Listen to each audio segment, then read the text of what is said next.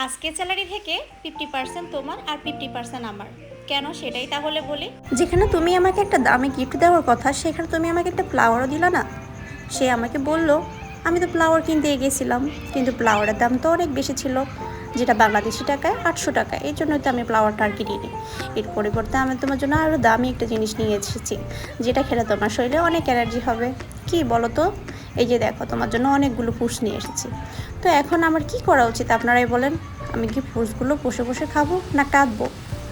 তখন সে আমাকে বলল, কি ভাবছো, আমার কি তোমার জন্য ভালোবাসা কম সেটাই ভাবছো? আমি বলি যে হ্যাঁ সেটাই তো, একটা ফ্লাওয়ারও কিনতে পারলা না 800 টাকা দেখা, ভালোবাসা তো কমই।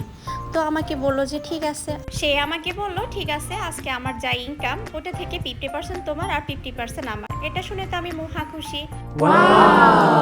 তখন আমি তাকে বললাম যে না, তুমি ঠিকই করেছো, একটা রোজ ফ্লাওয়ার 800 টাকা, এটা খুবই বাড়াবাড়ি। তুমি এখন যে কথা বলেছো ওইটা একদম ঠিকঠাক কথা। তুমি তোমার ওয়ালেটটা খোলো আর সেখান থেকে আমাকে $200 টাকা দিয়ে দাও। সে বলেছে, কি বলো, আমি তো এটা কথার কথা বলেছি। আমি বলি যে কথার কথা না, কথার কথাই হচ্ছে কথা। Oh my god. তুমি বলেছিলে তো। যাই হোক, পেয়ে গেলাম 800 টাকার বদলে 16,000 টাকা। এই জন্যই মাঝে মধ্যে স্বামীদেরকে একটু ভুল করতে দিবেন, ভুল করলে আমাদেরই লাভ।